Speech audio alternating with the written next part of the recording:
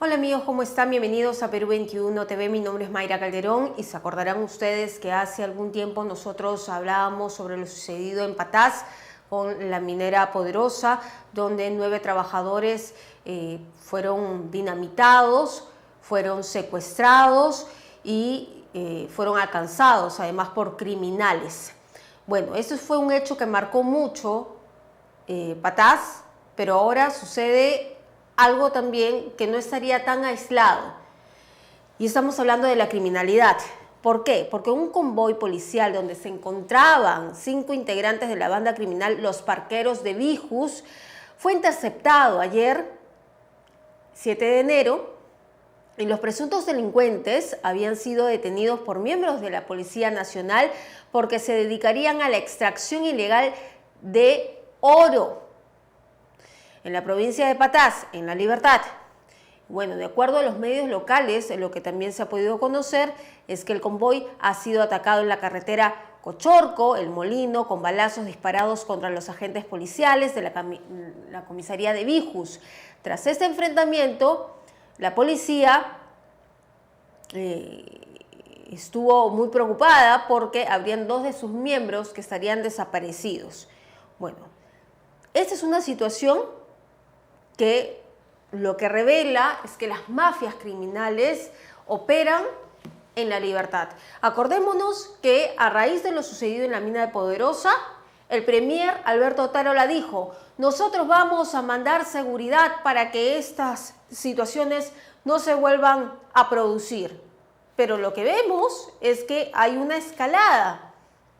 Entonces, ¿qué está pasando?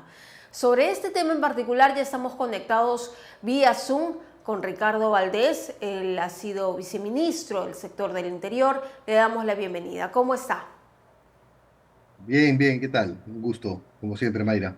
Feliz inicio de año y bueno, no tan feliz porque tenemos hechos que de verdad se lamentan, ¿no? ¿Cómo es posible que un convoy policial sea atacado de esta manera para liberar a miembros de una banda criminal que estaban siendo investigados por minería ilegal sobre oro específicamente? ¿Qué, ¿Qué le parece a usted todos estos hechos que vamos viendo durante el año pasado y este año, en los últimos meses? Mire, la minería ilegal y la minería informal, ambas agrupadas dentro de lo que es la minería no formal en el Perú, es quizás uno de los rubros que mueven, que es sin duda el rubro que mueve mucho dinero, más dinero que el narcotráfico, la trata de personas. En un reciente recálculo que se ha hecho de esa economía ilegal, que andaba por los cerca de los 1.900 millones de dólares al año 2023. Cálculos recientes la sitúan en 4.000 millones de dólares al año, muy por encima de narcotráfico y trata, que son las otras dos que le siguen en orden en términos de lo que es las economías criminales, por encima de tala, de contrabando, etcétera, ¿no? Entonces, lo que pasa con la minería ilegal y la minería informal es que tienen una base social muy grande, tremendamente amplia. Esto es un tema que ya trasciende la lectura específica de lo que podría ser un tema de criminalidad. Tiene ya una lectura que implica la participación de otras categorías, categorías de índole social, categorías que tienen que hacer además con el efecto medioambiental. Es decir, son diversos los sectores del Estado que tienen que hacer con el problema de la minería no formal en el Perú. Su crecimiento está de alguna forma fundamentado en el incremento del oro en el mercado internacional. Ha superado ya hace varios meses los $2.000 la onza de oro. El Perú ha tenido una exportación de más de 2.200 millones de onzas de oro que provienen de esta economía no formal. Y por lo tanto es uno de los negocios que conglomera mucha gente. Se habla de alrededor de más o menos 500.000 personas que están relacionadas con este negocio, no solamente en la explotación minera, sino también en la cadena logística. Entonces, es un problema que va más allá, insisto, del delito per se y que implica una serie de categorías sociales, económicas, medioambientales, que tienen que ser analizadas. Ahora, Patás es uno de los principales centros, Bijus está dentro de Patás, uno de los principales centros de producción de economía no formal. Anteriormente estuvo muy ligada a la economía formal, es decir, empresas mineras de Patás establecieron una suerte de contratos de explotación con mineros artesanales, mineros informales, y mientras estuvieron bajo el control de la empresa privada, a través de un contrato de explotación en las concesiones de la empresa privada, las cosas más o menos que marcharon. Pero obviamente con el crecimiento del valor del oro y al darse cuenta los informales que podían hacerse de todo el negocio, que eran mayoría, que tenían un número importante de personas relacionadas con esto, fueron poco a poco a lo largo de los últimos, yo diría que 4 años, ganando terreno y ocurrió en Patás lo que ya ocurrió hace años en Madre de Dios, es decir, cuando algunas comunidades nativas permitieron el ingreso de los mineros, estas comunidades nativas fueron sobrepasadas al muy poco tiempo. Lo mismo ha Ujú. ocurrido en Patás, cuando algunas empresas mineras formales acordaron con estos mineros, han sido ya también sobrepasadas y en estos momentos lo que prima es esta minería ilegal, puesto que está sobre concesiones formales, que han generado ya una base logística, social muy fuerte, que es mucho más grande, yo diría, que la que el Estado tiene para oponerse a esa actividad, ¿no? ¿Y por qué cree usted que hay cierta indiferencia? Porque yo lo veo así, ¿no? Que hay cierta indiferencia del Estado, en este caso del Premier, de la presidenta, porque es muy fácil mirar todos los hechos a través de una pantalla televisiva donde te lo están narrando y otra tomar acción. ¿Por qué es tan difícil anunciar medidas en contra de la minería ilegal? Por ejemplo, se hizo muchas promesas, ni bien pasó lo del secuestro de trabajadores de Poderosa y cuando ya se supo la tragedia en realidad que murieron dinamitados, se prometió que iba a haber mayor seguridad, pero esto no se ha cumplido en la práctica. Entonces, ¿por qué esa indiferencia? ¿Por qué falta de interés si el problema está ahí latente y cada vez vemos otros hechos que los acompañan? Mire, yo le puedo decir que la policía está sobrepasada en una suerte de una proporción de 20-1. Entonces, el problema aquí está en que existe la urgencia de una eh, mayor concentración del ámbito de la investigación para poder encontrar realmente a quiénes son los cabecillas y los dirigentes. Y creo que hay que precisar dos elementos centrales en la minería. Más allá del proceso mismo de la explotación minera, eran, por ejemplo, estos cinco sujetos que estaban dentro de una mina apropiándose del oro de esa mina. Creo que hay dos elementos centrales en donde, en lo personal, yo diría que debe centrarse la investigación. Por un lado, la cadena de financiamiento, que es la que permite que estos mineros realmente se desarrollen sus actividades. Hay que investigar de dónde provienen los fondos, quiénes son los principales financistas y establecer, digamos, procesos en paralelo que tiene que hacer básicamente con temas relacionados con lavado de activos.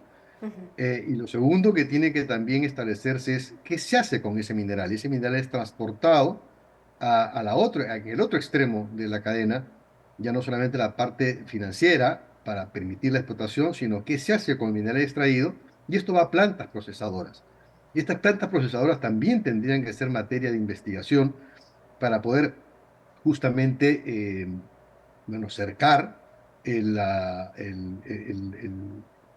el manejo económico, ¿no? Es decir, una vez extraída el mineral, si este mineral no es procesado, no es convertido en un oro exportable, buena parte, tenemos cerca de un 40% del volumen de exportación de oro que proviene de esta economía. Esto obviamente se procesa en plantas que también tienen que ser materia de investigación. El aspecto de comercialización del oro es otro tema que también importa, es decir, ¿dónde va a parar este oro? Buena parte se va a Bolivia, en donde Bolivia existe también una cadena fuerte de compra, de adquisición del oro ilegal, y en este caso básicamente el oro en el sur del país, pero hay mucho de este oro que es lavado en las procesadoras y que es comprado por países mm, de otros continentes. Ujú. Entonces, con esto quiero precisar que el problema es bastante más extenso. Hay muchos actores y creo que el Estado no tiene una visión integral ni sistémica de lo que es el combate a este tipo de minería. Hay que decir que la minería es ilegal recién a partir del año 2010. Esta minería que se hace en cursos de agua o la que se hacía de manera artesanal en concesiones que ya estaban entregadas y otorgadas por el Estado. Antes era simplemente minería informal. Recién se establece el carácter de ilegal hace muy poco. No tenemos ni 15 años de la categoría penal de la minería ilegal.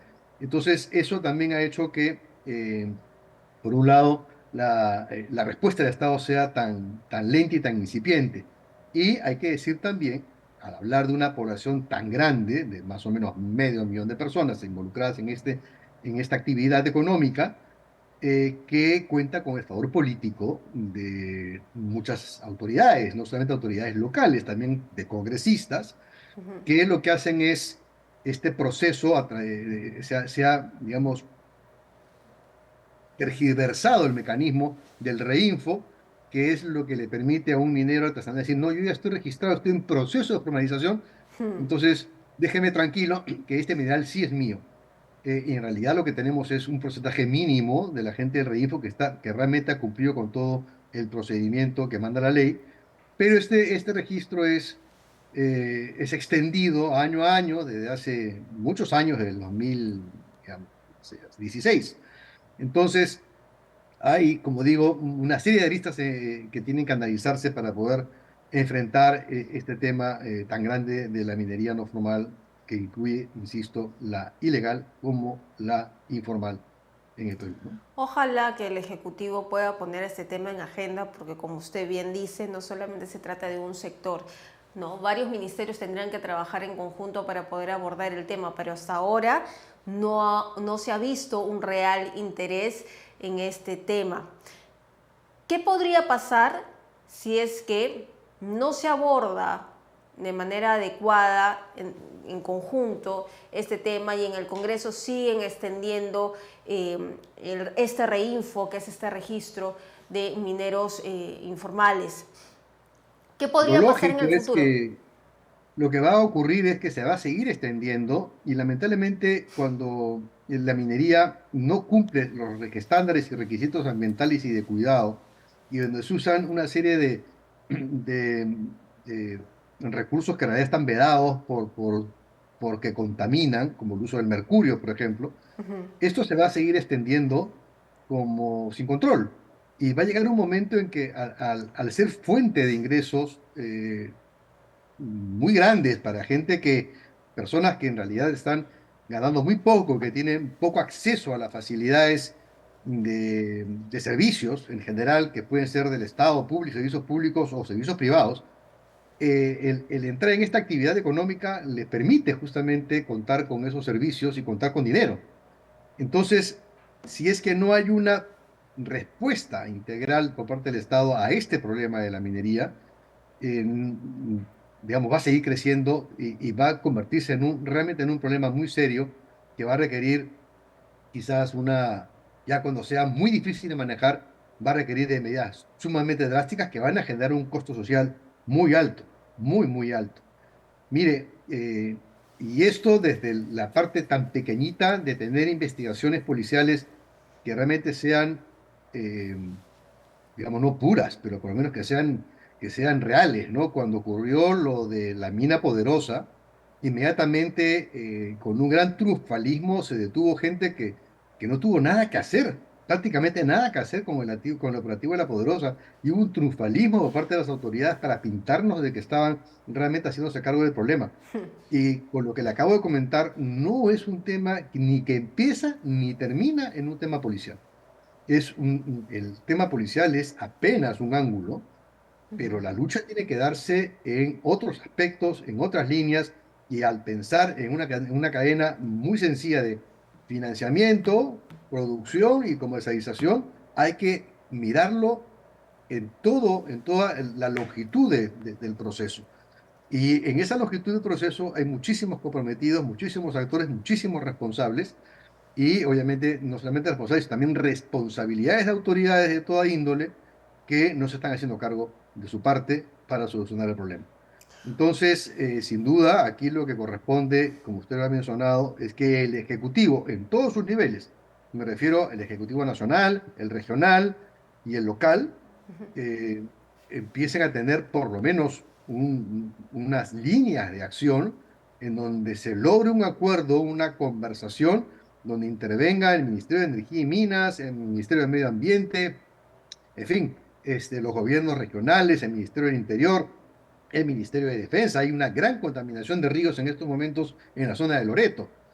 Sin ir muy lejos, la ciudad de Iquitos está siendo amenazada por la minería ilegal por la cantidad de mercurio que se está vertiendo en el río Nanay, que es el principal abastecedor de agua para la ciudad. Entonces, cada vez, si esto no se detiene, va a crecer de tal forma que vamos a tener un problema que por sus dimensiones va a ser inmanejable. Muy bien, muchísimas gracias, señor Valdés, siempre predispuesto para abordar estos temas con Perú 21. Muchas gracias. Un gusto. Hasta luego. Buenas tardes. Bien, era entonces Ricardo Valdés, ex viceministro del sector interior, que estaba hablando con nosotros sobre este tema que ha ocurrido en Patás. ¿Cómo es posible que ataquen a un convoy donde habían 5 delincuentes de esta banda criminal que ha sido liberada, 4 de ellos básicamente, y pues la impunidad libre y campante? Nosotros vamos a regresar más adelante con más información.